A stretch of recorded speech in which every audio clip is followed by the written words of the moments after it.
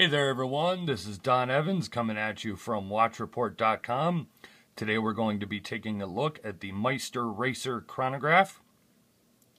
This retails for $320 on the Meister's website.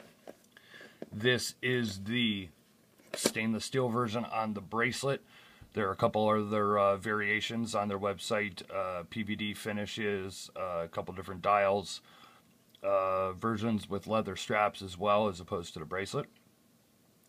It is 45 millimeters wide. It is 14.5 millimeters thick. It has a Seiko quartz chronograph movement. You have 24 millimeter lugs, mineral crystal, carbon fiber dial, and the lug to lug is just about 54 millimeters. It actually measures out at just about 53.5. It is your, classic cushion cased style design. So if you will, a Panerai inspired.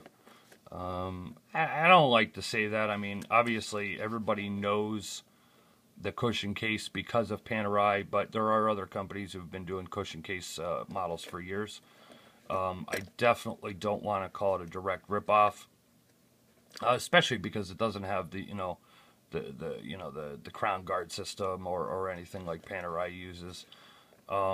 This actually reminds me of a little bit of, like, say, the Benares Moray cases, as far as I know this isn't a dive watch, but as far as the shape of the case here.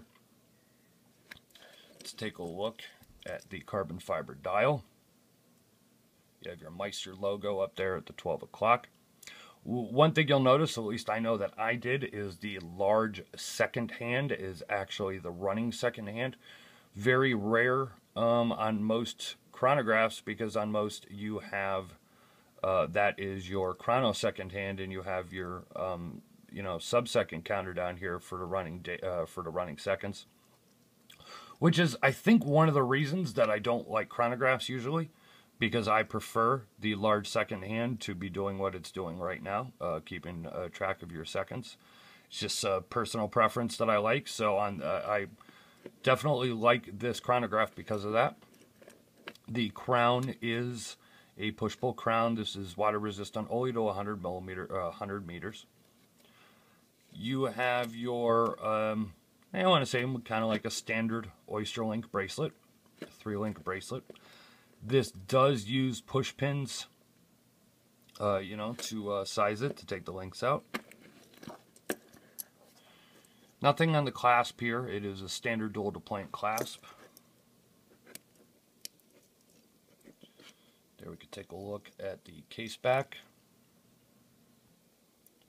which has a racing flag logo, and then it says Racer there.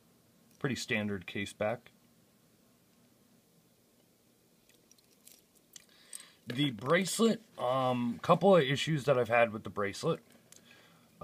Before I point that out, let me also point out that this uses screws for the lugs. Okay, and I'm going to point out something about them here in a minute as well. Couple of the issues that I've had with this watch, I think they're minor issues and just little oversights. One, it does not have any half links, and because of that, I really could not get the watch to fit me on the bracelet. I mean, I did, but it was loose because, one link in and it's too loose, one link out and it's way too tight. Because you are not using a dive watch clasp, half links to me are a must, because then you can get a much better fit. If this had half links, I would have been able to size it perfectly, and it would have been able to wear it on the bracelet. I have worn this the past couple of days on a leather strap, just so I can wear the watch and get a feel for it. No issues as far as the movement or how the watch works. The loom is actually pretty good as well. You could check out the loom shots on the full review on WatchReport.com.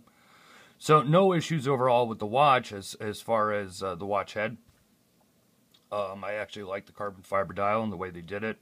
With all the white markers and hands.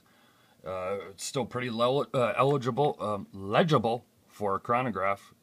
Sorry for getting tongue-tied here. I've been doing a couple of videos in a row. trying to keep all the information straight in my head.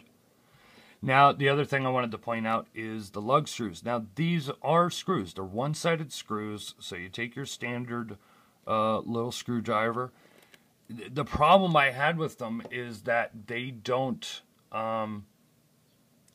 really unscrew out. They unscrew out to, you know, a certain point. You can get it out about 1 millimeter or 2, and then I had to use a pin tool and my hammer on the other side to pop that pin loose.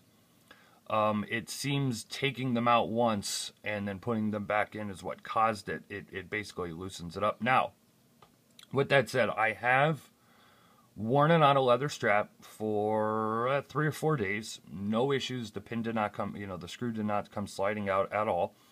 As I've always said, I'm not overly rough on my watches, but I don't baby them either. So, you know, I'm not holding my wrist against my chest all day because I'm wearing a watch. So it gets banged into car doors or, you know, your house doors or, you know, buildings or whatever you're doing. So it got knocked around. No issues with those screws. I did then take it off the strap and put it back on the bracelet to do this video review. And no issues. But I just wanted to point that out. I would say, you know, I don't know. I would say maybe take it out, you know, the screw out. If you're going to keep it on the bracelet, I would say maybe take the screw out and put a little bit of Loctite in there just to make sure. If you're going to try switching it out, just keep an eye on it. Like I said, I've had no issues, but maybe, you know, just keep an eye on it if you are going to be frequently changing the straps. Overall, though, I think $320 is a pretty nice price for this watch. I don't think it's overpriced. I don't think it's super cheap either, but it's a pretty nice watch for what it is. It's a Seiko quartz chronograph. Like I said, it has very good lume, much so that it surprised me for a watch of this price. You do have a very nice, solid bracelet. Keep in mind, like I said, about the half links, there are none. So if you have a wrist, you know, that's mine. That's one of those, like, I just always had problems with watches with dual deploying clasps that don't have a dive buckle. If it doesn't have half links, I can't get it to fit me. So maybe you don't have that problem, so it shouldn't be an issue.